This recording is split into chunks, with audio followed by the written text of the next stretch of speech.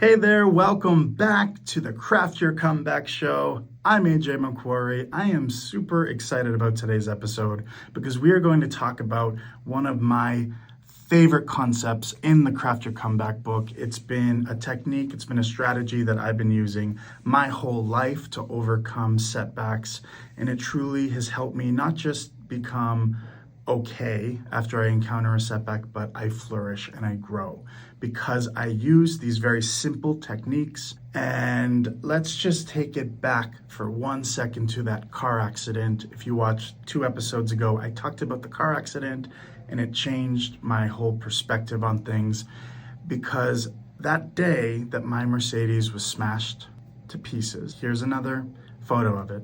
Check out the episode if you didn't yet. Episode 5, I believe, the car accident, 5 or 6.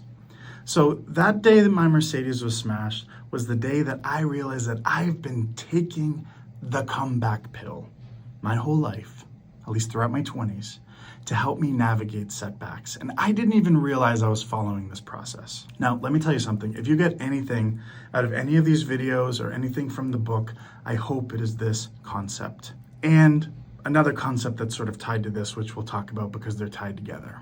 But I want you to take the comeback pill the next time you encounter a setback because it's going to change the game. It's changed the game for me, and it changed the game for anyone in my life who I've shared this with. I'm telling you.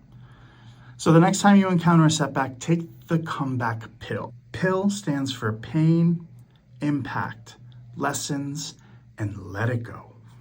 So the P is pain. Now, we've talked about this before, but you've got to feel it. Be sad, be upset, cry, yell, do whatever you have to do to experience the feelings and emotions associated with whatever it is you've just encountered as far as a setback is concerned. Have your moment. Don't filter or suppress those feelings. Have your moment, feel the pain. Studies show that this is a very important part in overcoming grief and sadness and that sort of thing. So feel the pain, let it sit, talk it out, call your bestie, call your therapist ASAP, do whatever you have to do. We're often taught to suppress this and to avoid the pain at all costs in society, and that's frankly bullshit and very unhealthy. We all know that. So feel the pain. That's important, but don't let it go on for too long, okay? And I am by no means a mental health expert. I don't pretend to be. I don't know what that is for you, but feel the pain and try your best not to suppress those emotions if you can. The I stands for impact. So this is when you really need to think about the impact that your setback is going to have on your overall life. Now, I do this because sometimes in the heat of the moment, a setback can feel really devastating than it actually is, more devastating than it actually is. You know, like you spill your coffee on your white shirt right before a meeting. Yes, it's a setback, but ask yourself these 3 questions. Will this matter in a week? Will this matter in a month? Will this matter in a year?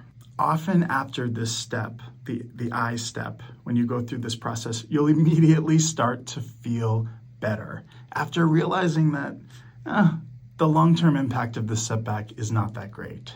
I quickly realized that while my car was totaled, for example, it really only impacted my pride. It was my Mercedes. I really liked that car. I got a car rental right away through the insurance company, and I was fine. Sometimes we just need to put things into perspective, right?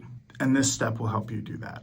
The L stands for lesson, okay? Start to think and obsess over the lessons that will come out of the setback that you just encountered. Obsessively look for them. I know it's hard sometimes, but there is always a lesson or something to be learned from your experiences, whether they're good or bad, no matter how big or small. My bankruptcy was very painful and had a huge impact on my life for years and other people's lives. But I got so many lessons out of that were gold in the long run. I learned so much from that experience.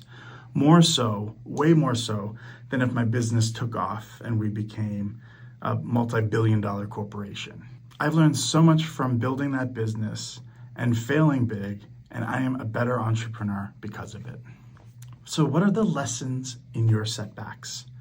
No matter how big or small, look for them. They are there. Now the last L stands for let it go. Heal, grow, move on. You should be able to follow this step after you follow the first three. The first three should help you. Let it go. If you do all of these steps and you cannot let it go and it's still bothering you, then you're going to take the Plan B pill. You're going to take Plan B. We're going to talk about that in the next episode. I just wanted to come on here briefly. Thank you so much for watching, and wherever you are along your journey, remember you just have to keep going. Have a good day.